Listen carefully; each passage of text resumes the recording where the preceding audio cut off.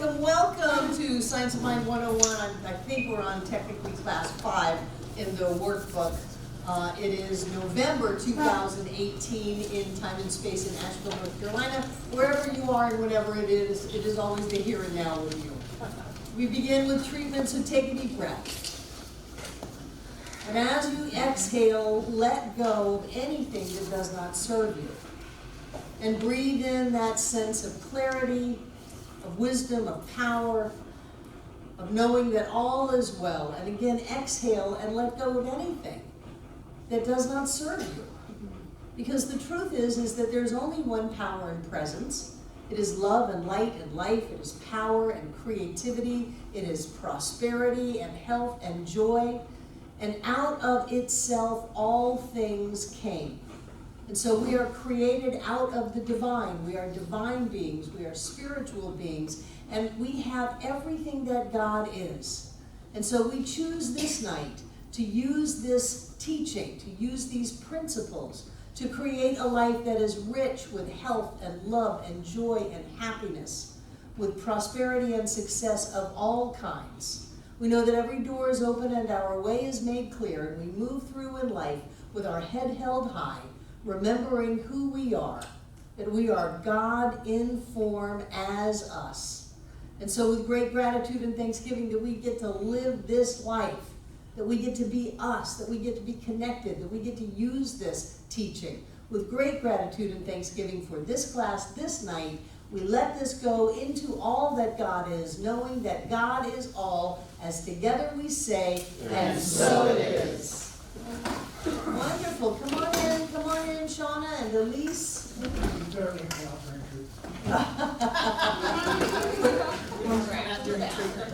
I'm going to do just a little bit of housekeeping.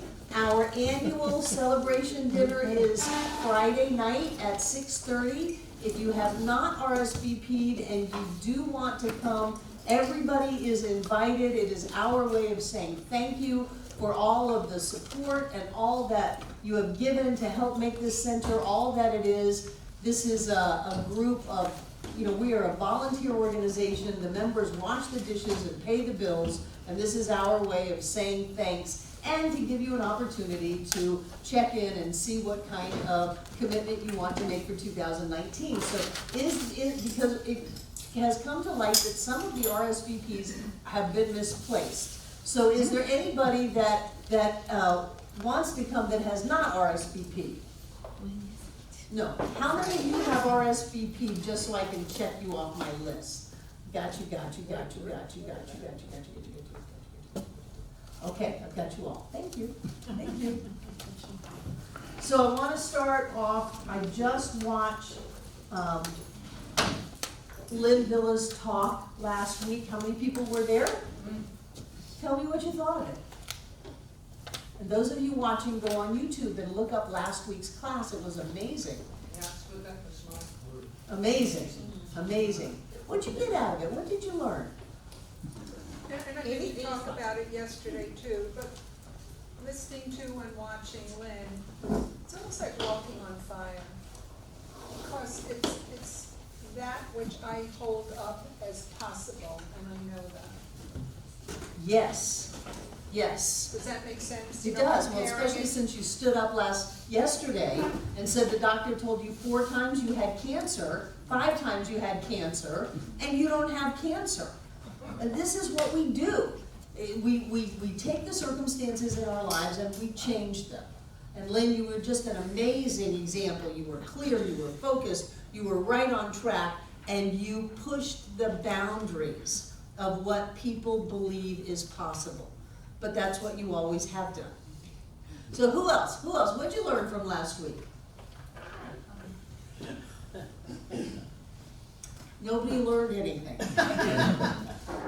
Jane. There's a whole, lots of universes beyond what I think is. Right, universes, inside of universes, inside of universes. They call it the multiverse, and that's only in physical form. Yeah. Because a universe has to be in time and space, so that is limited in and of itself. Because all that, whatever God is, whatever spirit is, whatever the energy is is the formless that contains form but is not limited by form. And so inside of the form is infinite possibilities, probabilities, universes, alternative lives. Who knows what's going on? Lynn knows. Lynn knows. Yes, Peggy Beth. Also, we learned that, that we always have a team of supernatural help, whatever you wanna call it. It's Legions of angels, yes, I call them. Yes, and they're there all the time, whether we acknowledge them or not, and they're helping us in ways when we're not aware, and if we choose to be aware and ask, we can get a lot more help. Right, and that is because we are connected with everything. Yes. And so it's not like, okay, you have been assigned a guardian angel, although it might be like that, but it's because we're connected with everything, because there's only one. So I'm connected with you, I'm connected with every bit of wisdom and intelligence that ever has been, that is, and ever will be. So we have that at our disposal. That's how I got through algebra in college. I did a treatment before every test that the mind of the person who created algebra, the mind of the person who made the test, the mind of the person who was grading the test, and my mind, we're one mind now. And for that brief hour, I understood algebra great, made straight A's, and now if you are in a train and a plane and there's some things, I'm totally lost. But doesn't that give you a sense that there's more for you to turn, not turn to, but to open up to? Some people say that this teaching is very isolating because it's all about us. Everything is inside of us. Whatever it is that we hold inside of ourselves, we create on the outside. So it's all about us, and that's not true because us is all. So it's all about all of us at the point of me. And really it's very connecting instead of very isolating. So what else did you learn? Steve? So I think the whole, for me, it's a little bit beyond this because it's like Len talking about her woo-woo stuff. And for me, it's been like this conversation that's been hovering around me for a while, and then it's even kind of weird because this is what Sandy brings me today. More Is that woo-woo sage? stuff. Yeah. I sage the center every Sunday morning. Yeah. I do prayers, sage it. See, I'm always kind of blown that, you know, like rocks. What do the rocks do? You know, it's, you always kind of. They're the stone people, Steve. I had a treatment with Laura last Thursday, and she's, you know, I mentioned something about it, and she's, oh, you gotta get a rose quartz and blah, blah, blah. Well, no, you don't have to, but No, well, you know, there's she didn't say it that consciousness way, in but- everything. Yeah, well, it's just, it's the accumulation of, you know, just how all this stuff's coming at me now. It's coming at you, Steve, it's gonna get you. I know. I'm gonna become woo-woo. Join the crowd, Steve. I love that this teaching is eclectic enough to have some, one view is that you can be very intellectual, there's a cause and effect, there's spiritual law, we are setting law in motion and experiencing the manifestation of that, and you can be very logical about that, or you can be really woo-woo, it's all the same thing. It's just about how you're looking at it. What else did you learn from Lynn last week? Never to give up, Never to give up. never to give up. Yeah. I don't think I've ever had somebody take one of my classes.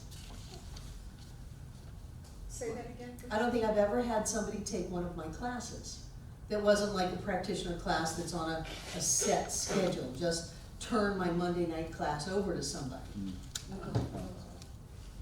And you did well. Yeah. For you, Buffy, this is your first time here? Well, no, I saw her last week. Oh, good, yeah. Karen, yeah. Wasn't it amazing? It was like a secret or something, you know, that whole thing with the airplane crash guy, you know. Right, some like right. impossibility thingy that isn't impossible. Right. We like to say that this is a place where we do the impossible every day. Exactly. Yeah.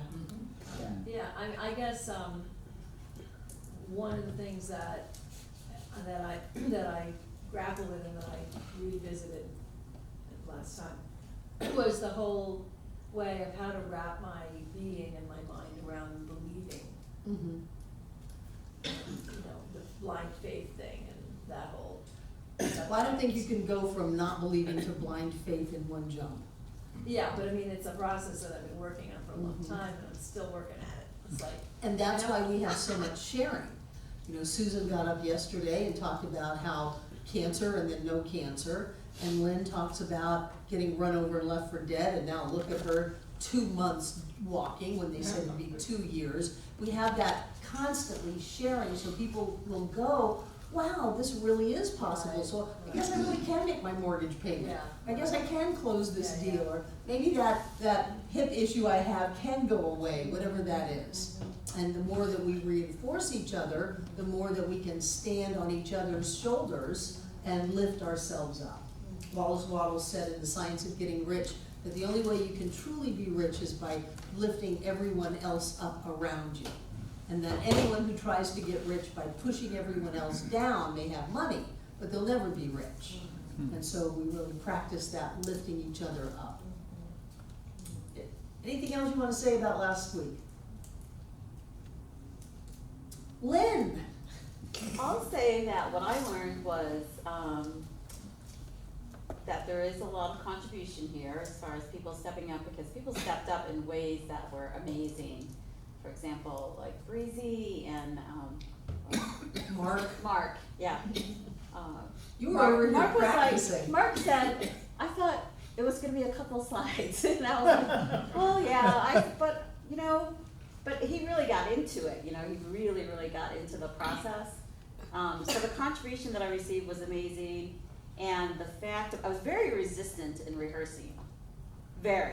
I mean, I was just like, I don't do that, I don't rehearse, I don't memorize, I don't, and it was kind of comical in like, well, I can't memorize it, I mean, I don't have any short-term memory. So it was better for me to for me, it was like, just let me go up there and flow. And Mark was like, no. And then I was just like, okay, then I'm like, slides, that will cue me then. Right. So to like come up with a process that would work and to trust that I could do that.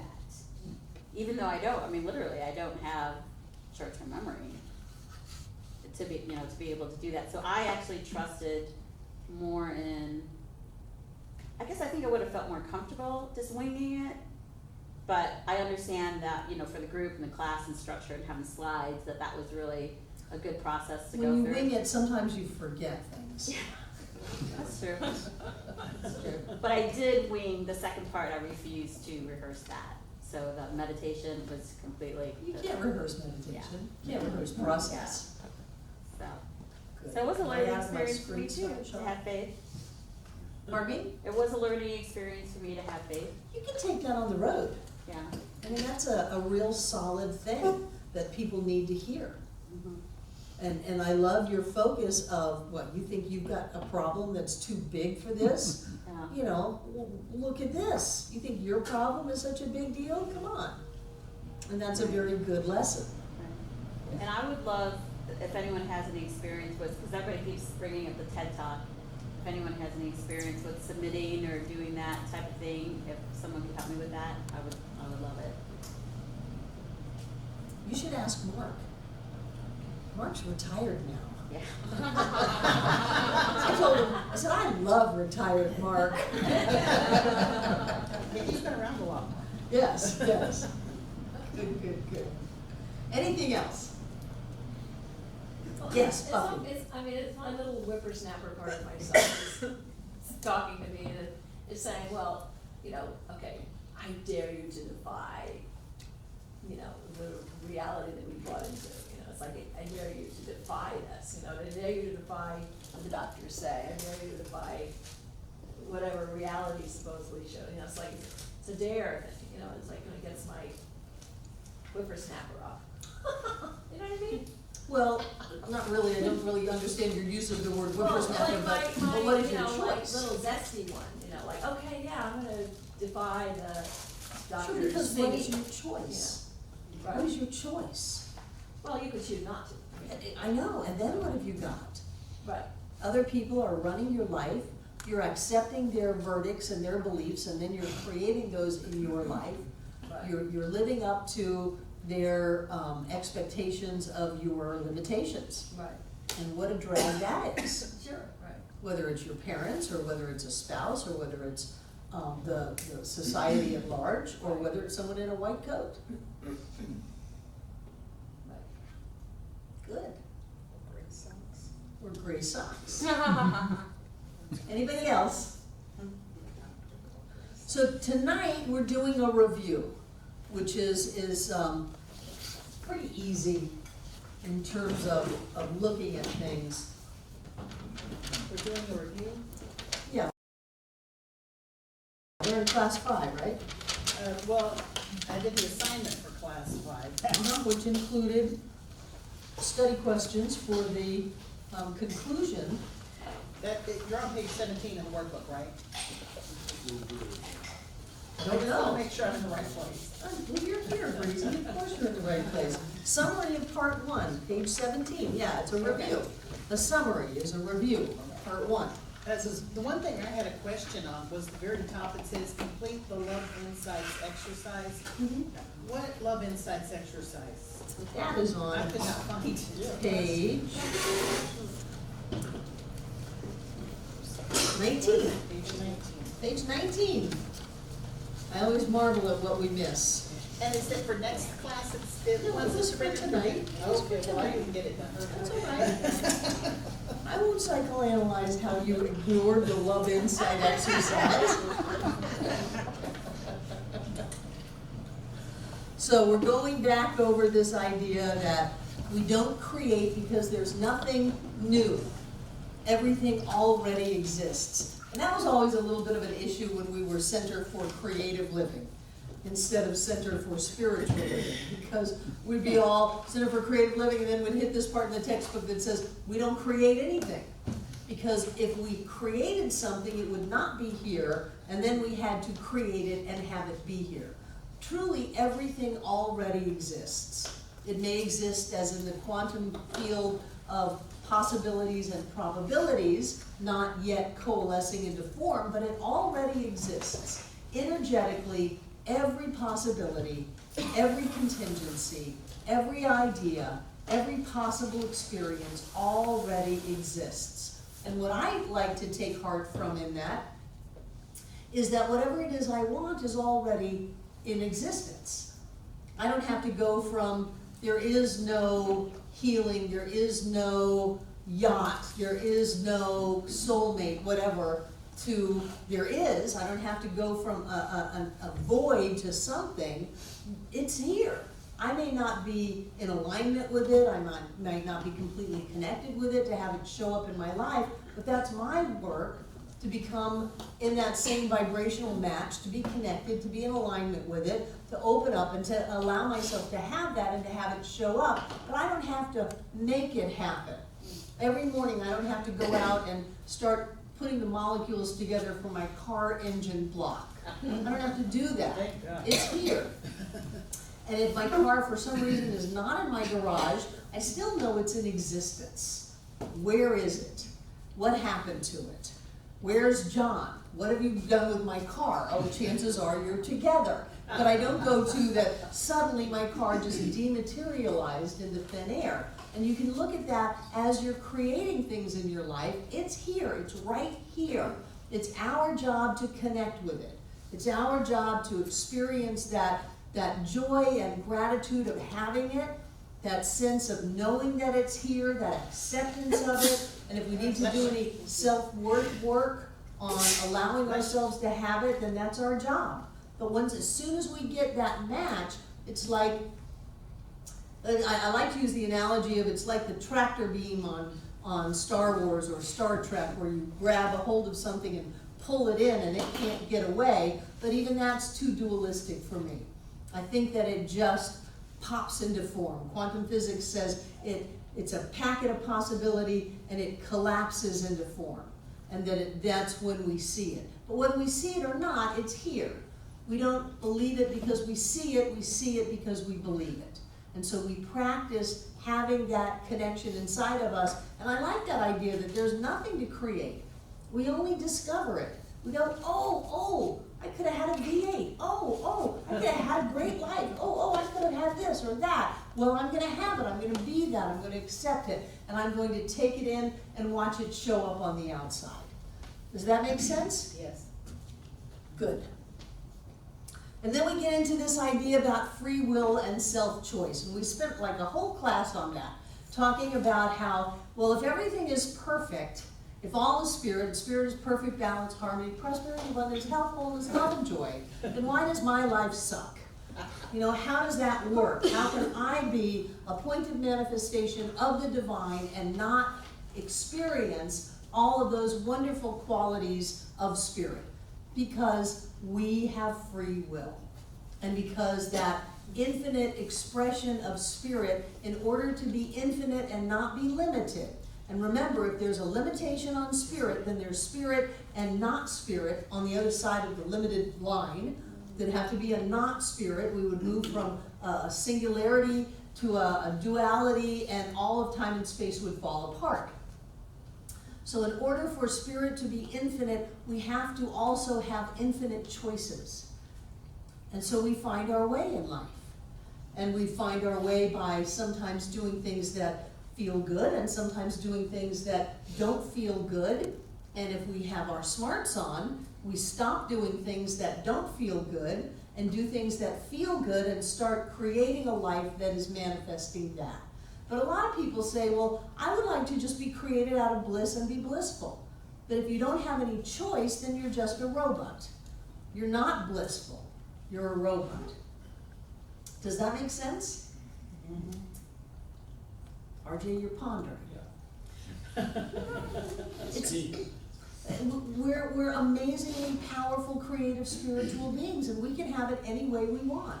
But we have to get that we are the ones at choice, deciding how it is we want it to be, and how it is we're going to create it.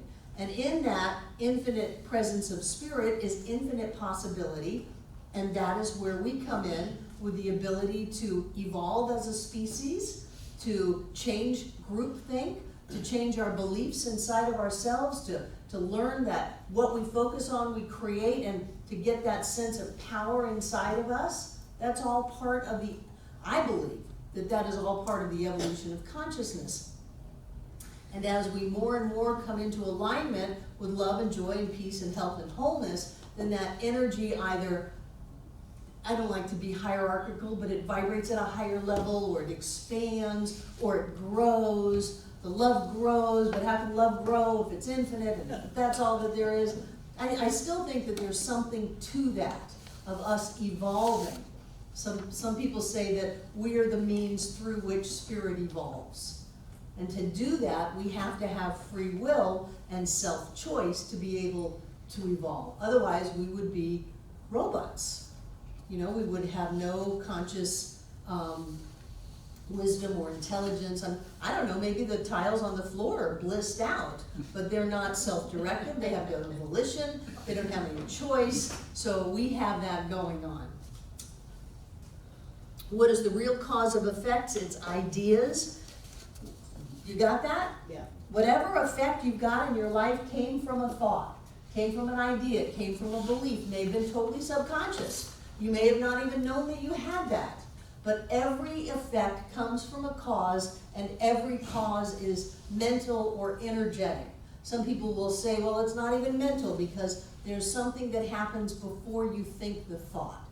And I say, do we have to get that technical? Yes, there is a thinker behind the thought. There is an energy. And some people will say that thought is effect. But that makes me crazy, because I don't know then how to manage whatever the cause to the thought is. So I'm just going to start with the thought. There's a belief, there's a thought, there's an attitude, there's an intention. We picked it up along the way. We heard it. We took it in. Oh, it's flu season. Oh, these things are terrible. We took it in, and we didn't do the spiritual work to clean ourselves up all the time. And so then we're manifesting that. Some people say, well, why should I have to do meditation? Why should I do spiritual mind treatment every week? Why do I need to do these things? to clean ourselves up, because we can just go on through the world and pick up all kinds of stuff. And I don't want to get too weird, but my Native American teacher used to say that some of us are going around with entities stuck on us. And we just haven't taken the entities. And we just haven't taken the time to brush them off and clean them up and raise our vibration and to remind ourselves of who we are, all of that stuff. So it's our job to keep our consciousness clean and clear, to align with that which we want to have in life, and then to watch it show up through free choice and through free will and self-choice, and to get that sense of power and self-direction of that experience, which then creates faith. That's what creates faith in our life, looking at things and going, I did that, I did that, I did that, I did that, I did that, I did that. Of course I can do that. Or, that person did that, that other person did that. Wow, did you hear what that person did? I can do that. Because it allows us to get clear about the fact that we are the directive point in our lives. Does that make sense? Good. How can multiplicity come from unity without breaking up the unity? That one I didn't get. Yeah, I love this one. Unity is not sameness. Oneness is not sameness. Think about that. Just because we're all one doesn't mean we're the same. In an infinite, you have to have infinite possibilities.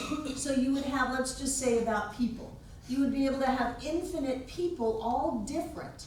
Different in their looks, different in their experiences, different in their thoughts, their consciousness. They're all different, and yet everything comes from the one.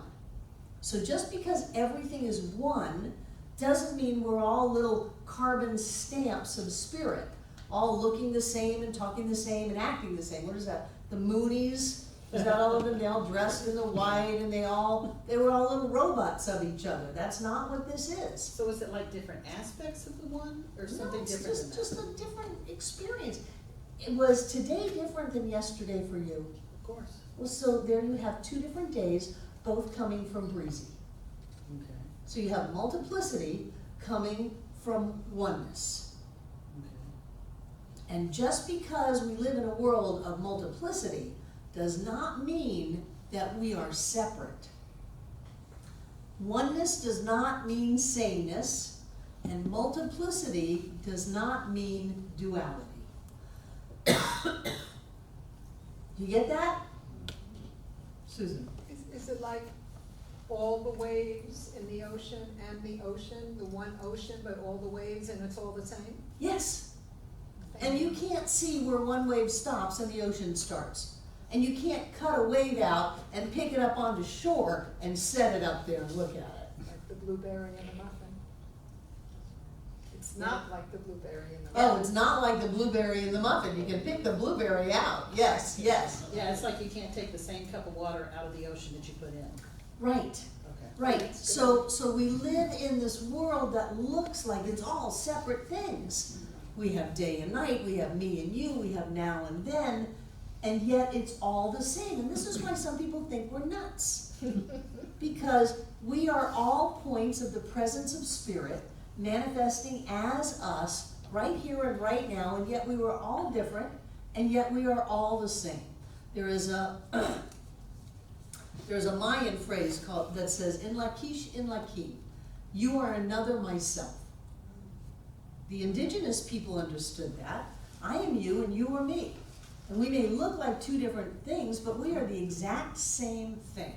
Only we're having completely different relationships, different experiences, a different kind of life.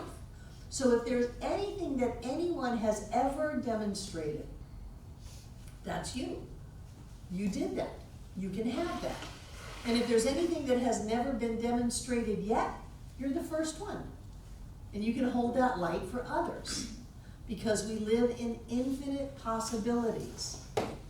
Infinite possibilities of who we are. Do you get that?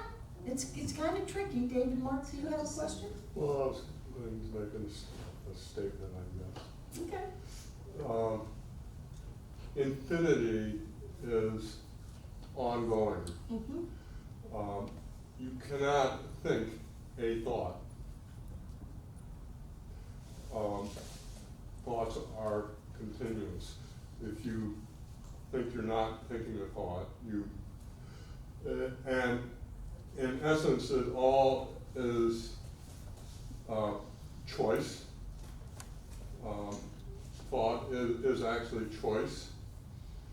You cannot not make a choice by not making a choice. Right, You not are making a the choice is choosing. So it Right. is the continuous change within the changeless is an ongoing flow that is ever ongoing. Right, And that's what the experience of life is that it's the experience of that ongoing flow from moment to moment, from thought to thought. and you're actually manifesting your life every nanosecond by the by the molecules or the quarks of creation flashing in and out of form from particle to wave, particle to wave, particle to wave in a continuous flow. So not only is that thought always thinking, but life is always creating and always moving. It's always about energy. And how about the thought or the idea that as a center of that action, if you do not consciously make the thought or the choice, something else will. Right. And that's what race consciousness is all about, and that's what hidden beliefs is all about. And that's what the Those are- value of spiritual practice is. Right, they're making choices for you rather Right. than you making them consciously. Right. So when you come to class, when you come to the center, when you turn on positive music instead of negative music, when you go inside and just take a minute to breathe and to reassure yourself that you really are on top of everything and everything really is working out, then you're getting rid of that race consciousness. One nice thing about here is that we have a little micro race consciousness that says you're perfect, whole, and complete. Anything is possible. There's more than enough for you. Everything is great. And when you come in here, you can take that in. I like that. Buffy. Well, aren't you getting into the illusion versus non-illusion stuff too? I mean, isn't that in the mix? Or is it? That's Well, it's an illusion. or that's- It's here. Right, Stuff is here. right. So there's a song, Only God is Real, All the Rest is Just Illusion.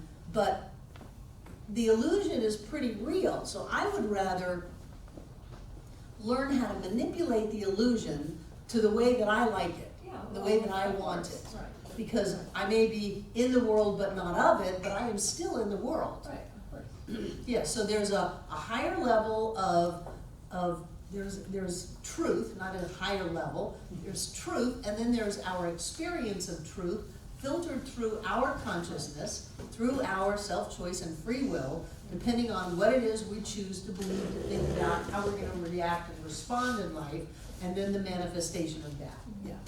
And the truth is that everything's already perfect and whole and complete. Even if things are going into tubes, let's say tubes.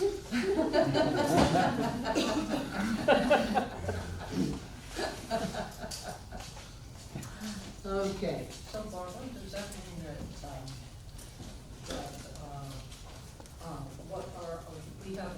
we have freedom of choice? Yes, it does, Jane.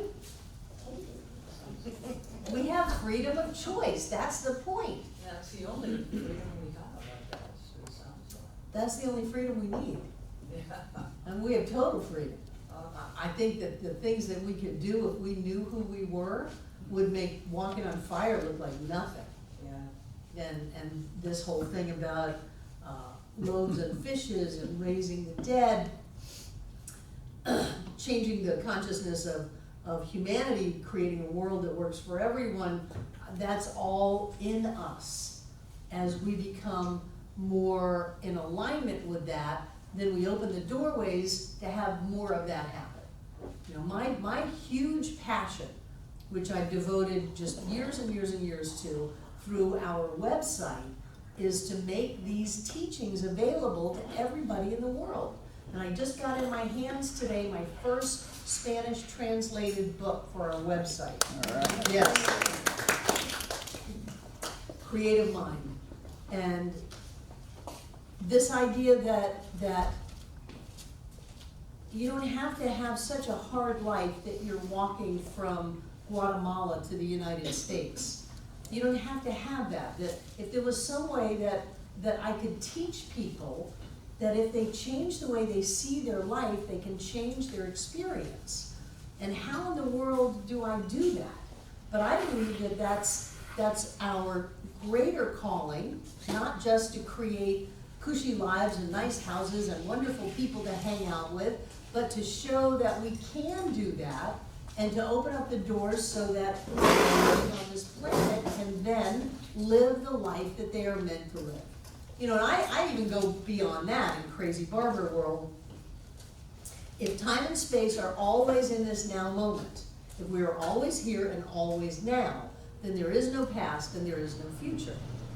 Quantum physics says it's a puzzle that we can so easily change the future and yet can't seem to change the past because mathematically they're the same. The same way that we can choose to turn right to go home tonight, we should be able to not have married that person or not have put ourselves in that environment or made that deal or had something happen. Mathematically, we should be able to do that. So I take it so far as to say, when we raise the vibration and raise our consciousness, then I believe we will be able to go back and change the past of humanity to where we all incarnated on planet Earth and it was the party city.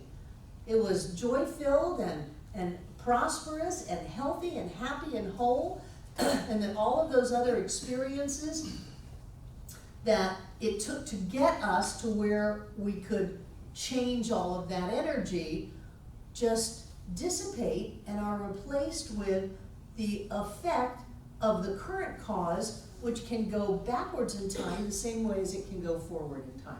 Now, I haven't figured out how to do that, but I believe in my heart of hearts that that is possible.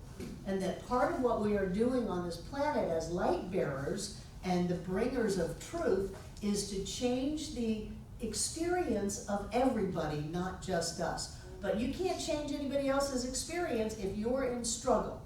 If you're dealing with limitation and lack and frustration and illness and poverty, you're not going to do anything until you clean that up. It's like when the oxygen mask drops, put your own on first and then help those around you. So that's what we're doing, is putting our own on first, but I don't for a minute think it's limited to here. And our ability to use the internet is just the tip of the iceberg of what we're doing. Yeah. Jane. Well, I was thinking of the immigrants from Guatemala, and so they're walking, and they're in that state, aren't they? I mean, they have a dream. I don't know what state they're in. I'm not there. No. Oh. I don't know if they have a dream or if they're just terrified or if their life is so hard that walking across, Central America is just a part of it. I don't know what they're doing. But I know that we have something that can change that whole model. We have something that can change countries, can change governments, can change the way that people experience this thing called life. I absolutely believe that we can change genocides and wars and the whole struggle of life, race consciousness belief that is so prevalent. Because it is so prevalent, then we're not just automatically welcomed onto CNN, to explain to everybody what's going on and how it works, because the heavy energy of the race consciousness is so dense that it hasn't been lifted yet. But every time you choose love over fear, or choose not to be upset, but to give somebody some space, every time you do that, you're lifting consciousness. And I believe that that is our true calling, that we've come to planet Earth to raise the consciousness of everybody by raising our own consciousness. And so when you healed Susan, 5 times they told you cancer and you healed that, who knows how many thousands of people you open the doorway to have that healing, and they don't ever have to hear your story. And you know, he didn't say I had cancer, I wanna clear that up, but he was telling me how urgent it was that I did what he wanted me to do because there was a great possibility that I had it. And what I didn't say yesterday was, when I walked in, and the reason I talked about the negativity of him and the vibes that I got, that I believe is my old menu.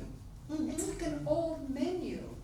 And I could have, would have, maybe did have, and I don't even really wanna go there, but I need to say it out loud for me.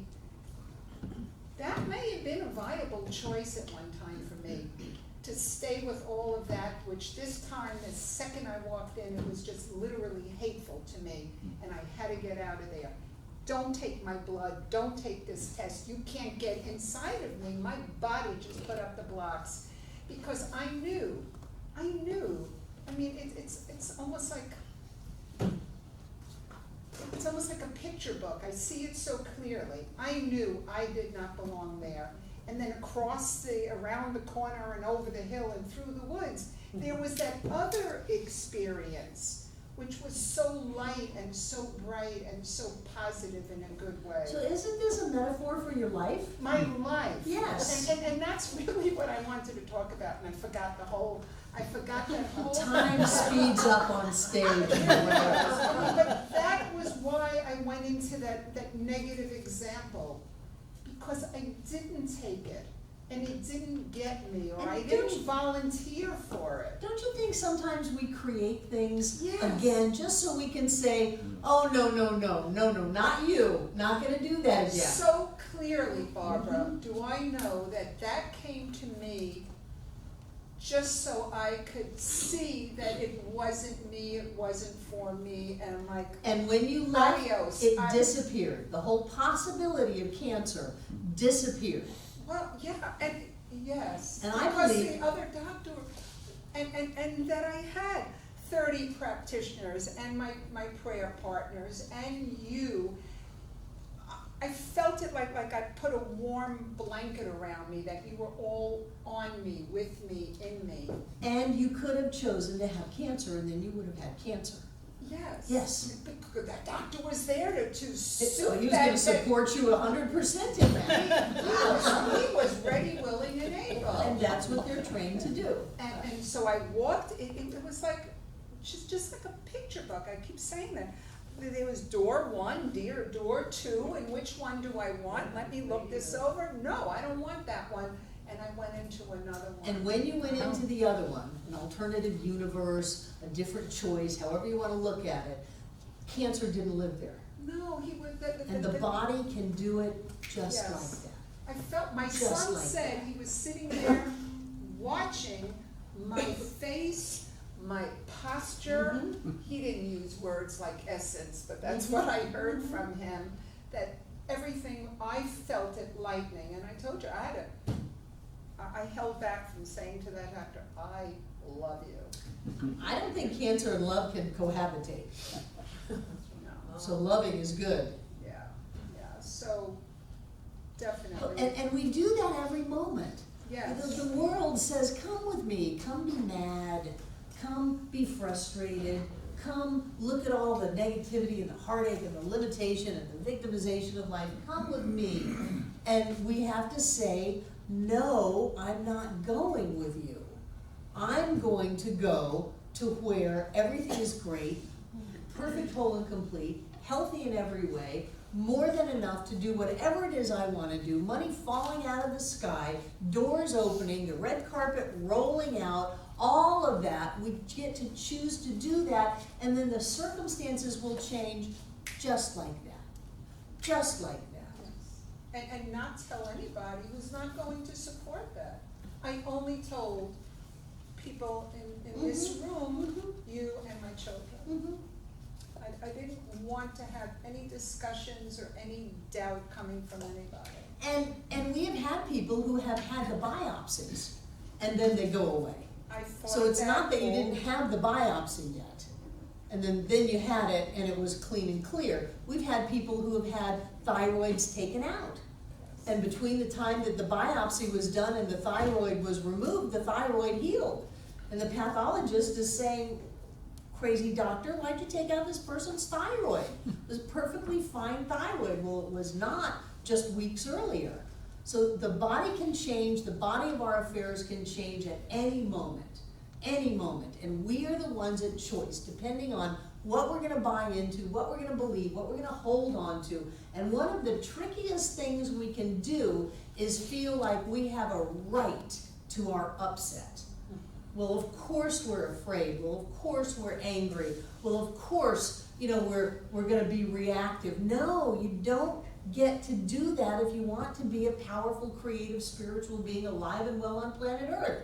You don't get to do that if you want to have a healthy body and lots of money and have things go right for you.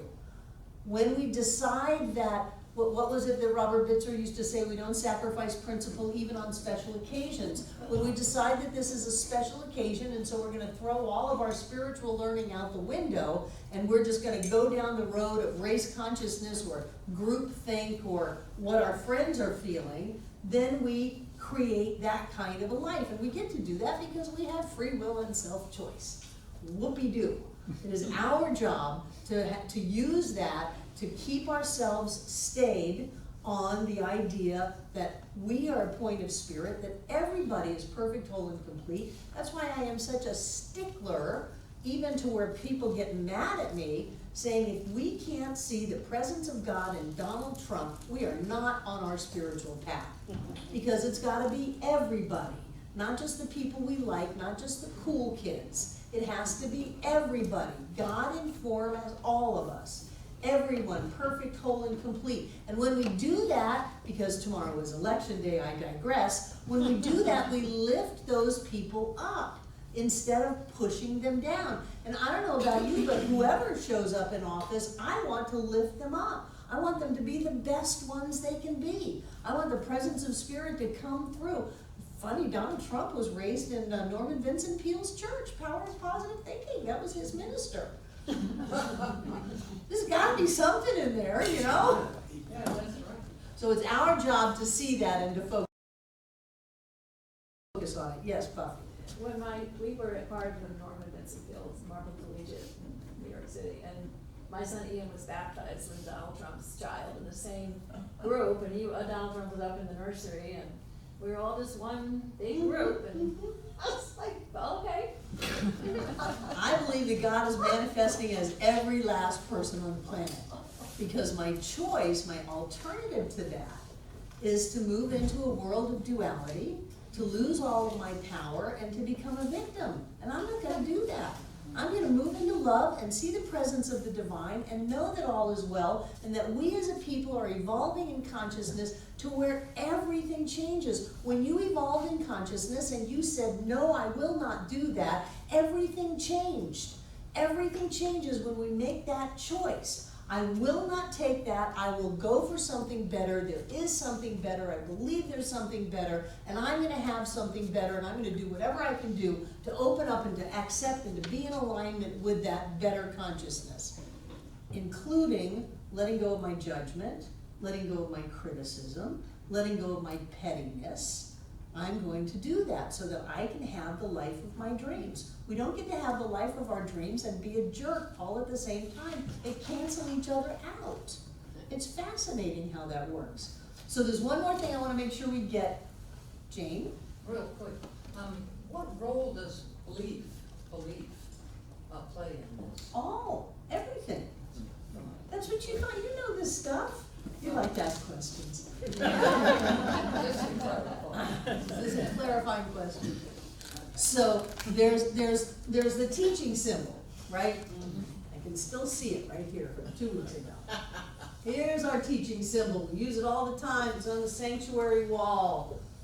It is spirit. I like to use law and body.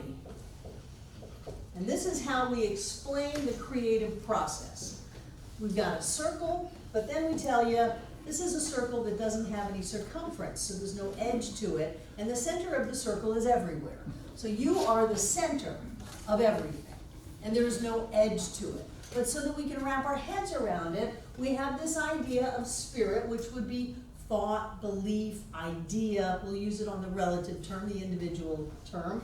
And it goes through something. Something happens. We call it spiritual law, but we don't really know what it is. Something happens when we think something, when we believe something, when we have an idea about something, and then it shows up in physical form as our body. The problem with this model is that it looks like it's three separate things, doesn't it? So let's take the circumference out. Remember, spirit is a circle that has no circumference, whose center is everywhere. Let's take the little line that shows the creative process out of there, because there's really nothing to go through. And then let's take these separation lines, and really what we have is spirit, law, and body. They're not separate from each other, they're on top of each other. They are each other. I like you doing it that way. That's the first time I've seen you do it that way. This is the first time I've done it, Breezy. I'm just a genius. I'm just a genius.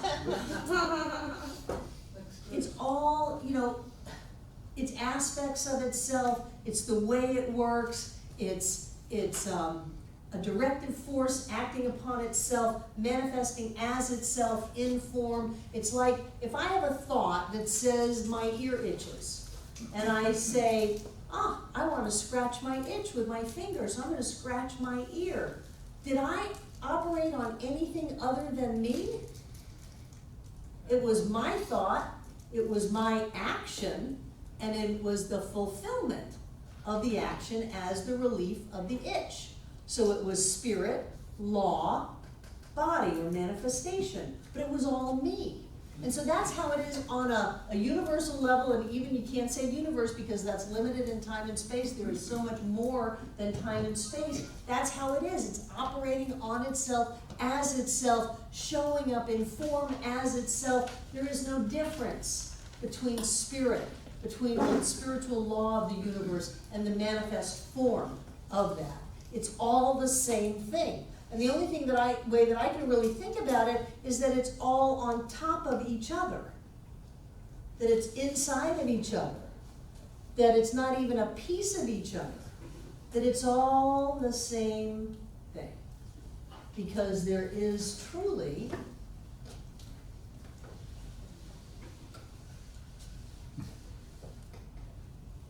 only one. And so I don't want you to get stuck on this idea that I think a thought and it sets spiritual law in motion, and then that law gathers together to it all like particles until it manifests into physical form with a quantum collapse. It doesn't really work that way. It is all that unending energy of movement, of the creative force, of the life essence of thought, continuing to move, whether it's my thought, your thought, the thought of God, whatever that is. But it is a movement of consciousness and energy that then something happens to it, but not outside of itself. It is in the same thought. The thought morphs, and then it's in physical form. And it doesn't look that way because for some crazy reason, you and I have chosen to show up in this thing called a space-time continuum, which is only one little level. This space-time thing is just one little level in an infinite of possible experiences. Whatever spirit is, it is the timeless that contains all time. It is the formless that contains all form. But it is not limited by the form or the time. It is so much beyond that. So you can't have a piece of spirit operating on a piece of spirit showing up as a piece of spirit. It's all the same thing, and it is all at the point of you right now. Because the center has to be everywhere present. Thomas Troward said that in order for a unity to exist, it must exist in its totality at every point simultaneously. That means that all of spirit, beyond universes and time and space, all of spirit must be present at the point of you and you and you and you and you and you and you and you and you and you and everybody and everywhere all at once. To have that happen, you can't cut it up into any kind of a little piece. And to have an infinite that doesn't have an edge, that doesn't have spirit and not spirit, then it has to constantly be expanding, which means it is constant motion. It's all energy. And then you look at the quantum view that says, well, that table is bouncing in and out of a particle in a wave, a particle in a wave, a particle in a wave in nanoseconds. Half of our experience just on the physical plane is energy, even when we look at it as solid form. Nothing is solid. Nothing is stationary. Does that make sense? Breezy. For me, how I've been able to, I guess, imagine and wrap my head around how it's all connected is take the word universe, and it means one song, and that to me encompasses all whatever, because you've got all the different parts and everything working together and all that sort of thing where they're all interconnected. Right. And to It's a make it all concert, as it's a one universal thing. concert. The problem with that is that it's still in time and space. When Ernest wrote this, when the early metaphysicians were writing this, they used universe as a synonym for God. And they didn't, even though Einstein was doing his thing back then, they didn't quite have the concept that as big as they could think the universe was, it was still just a teeny tiny thing. And then you get the whole idea that there are realms that don't have time, which is where we get quantum jumps, or space, which is how people can, like Sai Baba, could materialize in different places at the exact same moment. But even that is all on the physical realm, but I think the physical realm is about as far as we can go because we're focused on the physical realm. When we start going outside of the physical realm for more than just little jumps, it just makes me crazy. You know, but I know that there are realities upon realities, that in this room there are beings right here filling up this room. And that there are experiences that because we're focused in time and space, we don't have ready grasp of. But like Lynn was saying, you can ask. You can ask. I truly believe that there are beings, entities, energies, love, light, whatever you want to call it, that are here for our good because it's all everybody's good. It's their good. It's like, how can you have the will of God be something that's against the nature of the divine? How can you have the will of God for someone be, well, you're going to suffer and burn in hell forever because you're a dirty, rotten rackenfratchet? How can it be anything other than love? If whatever love is love, whatever God is love. It has to be the will of love. It has to be the will of expansion. It has to be the will of growth and support. Layers upon layers upon layers of experiences and realities. And we are constantly at choice. And I believe that we can choose to go down any path we want, and we will reap the harvest of that choice. And I believe we reap it just like that, quickly. Yeah, real quick, I think that happened to me because I was delivering a meal and this old man looks like he was falling backwards and I had my hands on the meal and suddenly, and he was falling backwards off a porch that was about 3 feet over the ground and it looked like he was gonna just smash his head and die. Quickly. Yeah, so real quick, so I kept my hand on his meal, and he had his hand on the meal, and suddenly, the two of us were, on the ground, and he never fell. I mean, because the meal, kept him on his feet. I mean, it was. Well, it was your energy going through the meal. Something It was a conductor thing that probably lifted him up. Yeah, it was like but that. it wasn't me, I mean, it was some Don't sort of. say that. Don't say that. You don't know that. You don't know that. The Well, things we do anyway, are amazing. I 2 was- weeks ago, an entire football stadium in Charlotte, North Carolina, picked up a football from the kicker and took it farther than that kicker had ever kicked by 12 feet and put it through those goalposts. It's amazing what we can do. We can do anything. It's just amazing, and you don't even hardly know what's happening, but there you are. Sometimes you're profound, Jane. It's amazing, and you don't even hardly know what's happening, but then there you are. So I want to go a little bit over for now, because I want to look at this Love Insights exercise, because I want you to use some of this in your treatment requests tonight and your treatment work for each other. So am I satisfied with my ability to give love? Page 19. Did anybody do this?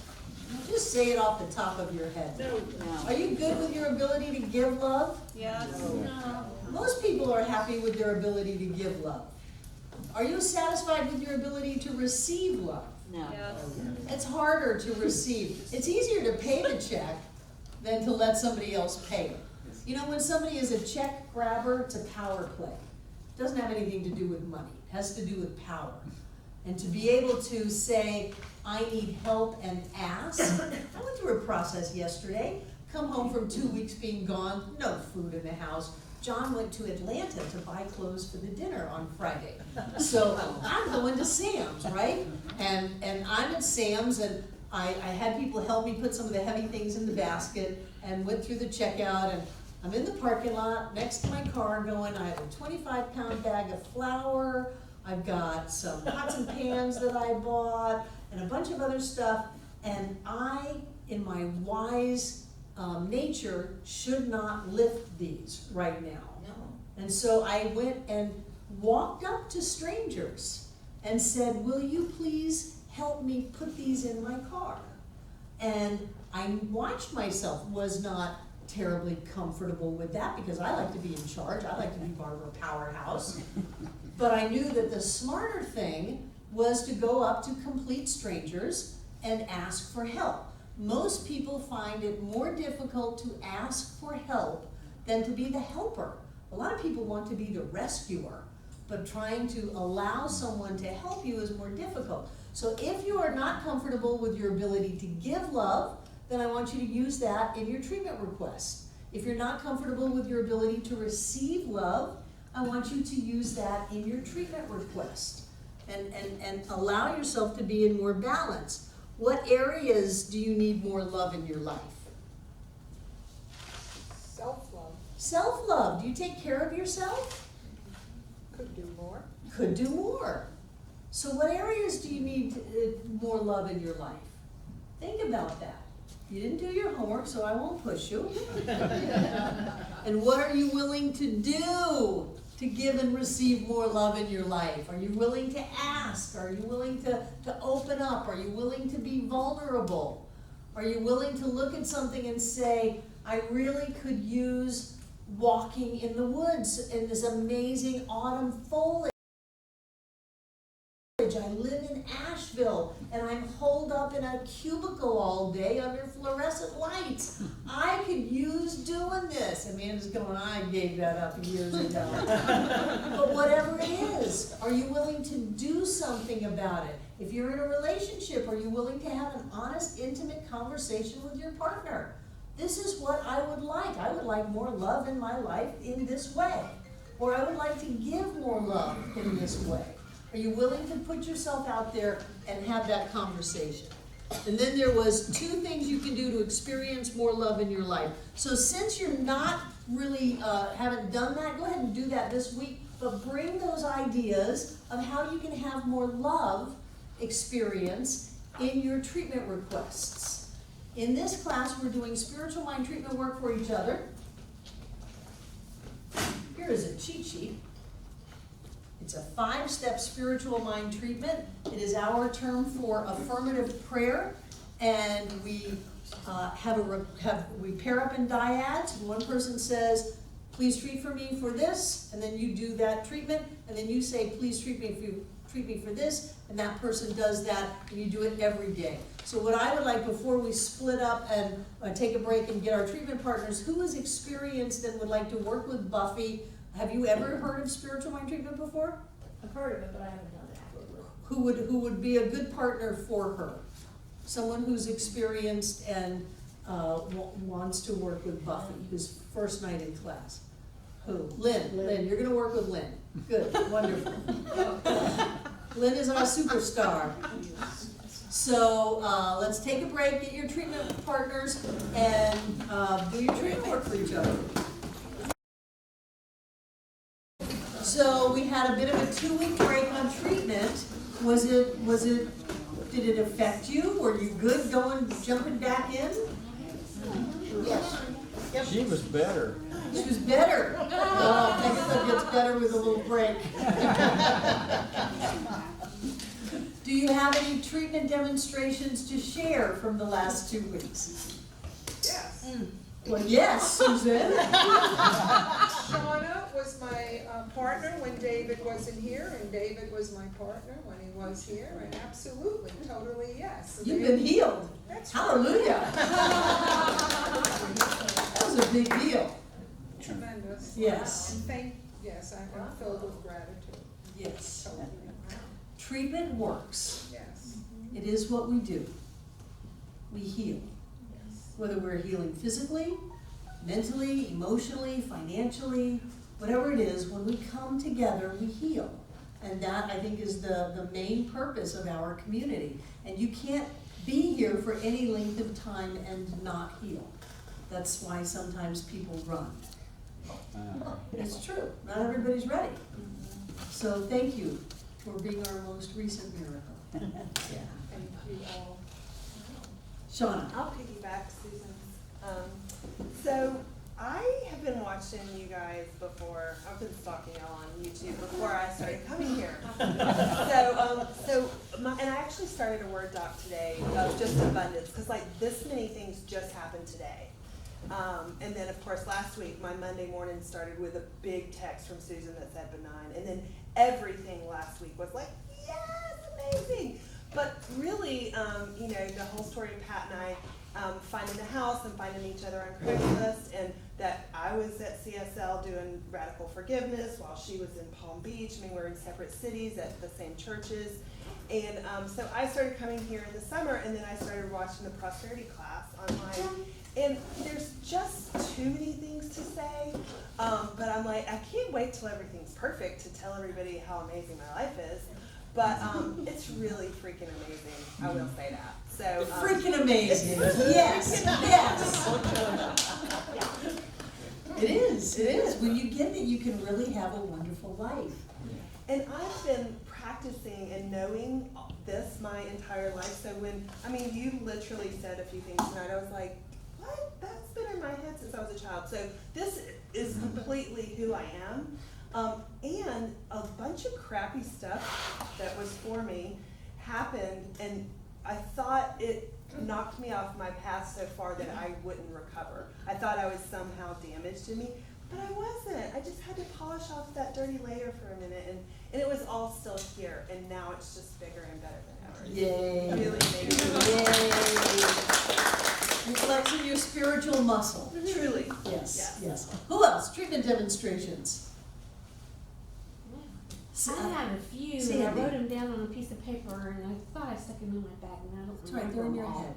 But there was one a few weeks ago, I just moved, so right now I have 2 loans, so I'm a little lack on money.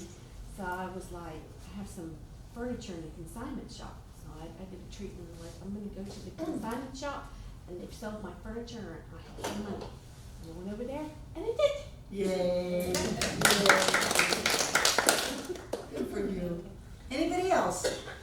I've got one. I'm just writing myself notes so I don't forget. I've had several little small things, but they were big to me.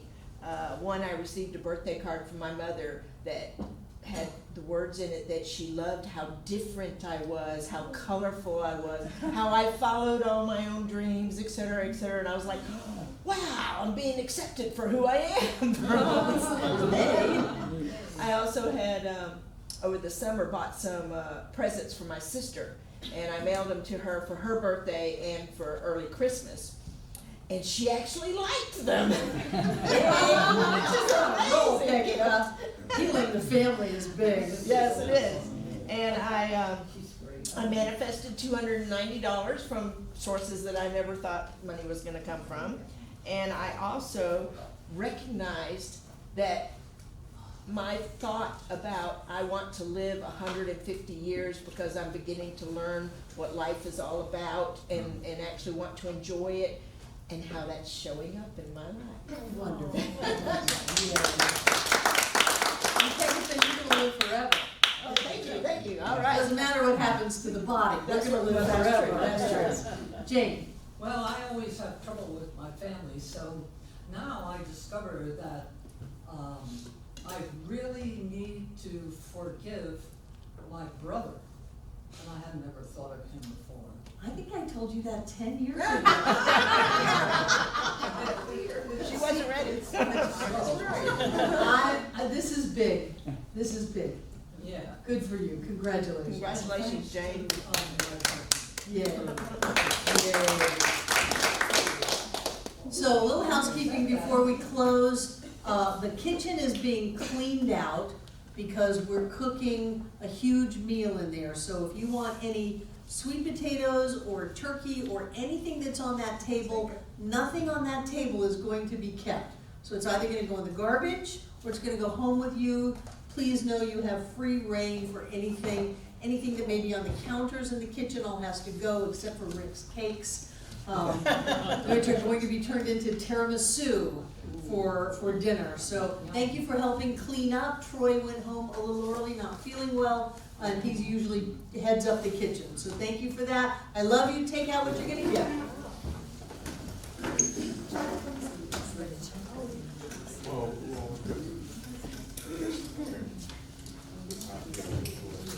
And as you hold it in your hand, we go to the truth, which is that this infinite presence of expanding prosperity and abundance that we can call spirit or the divine, we can call life or love, is present everywhere and always. We are made out of limitless substance. We are created out of prosperity and abundance itself. It is our very nature. It is the essence of who we are. And so we open this evening to the idea that we are already rich. We are already blessed. We are already living the good life. And so we give this gift from that sense of fullness, knowing that as we give, we set spiritual law in motion, and the only thing that can happen is that which we give is multiplied and returned back to us.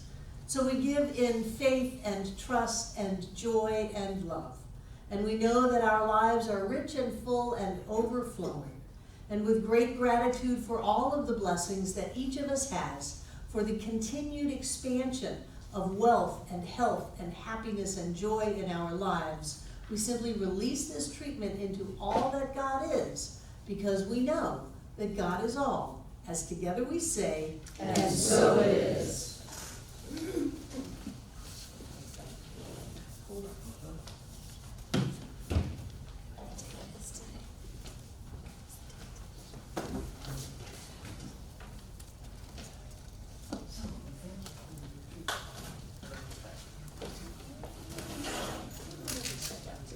CSLA, Center for Spiritual Living, Asheville. It doesn't really matter who you make it out to, I'll just stamp it. It's true. And what I know is that everything in these baskets is blessed. Because as we give, that which we are goes with our gift. Is it the 5th today? November 5th? And God knows that today is November 5th. There we go.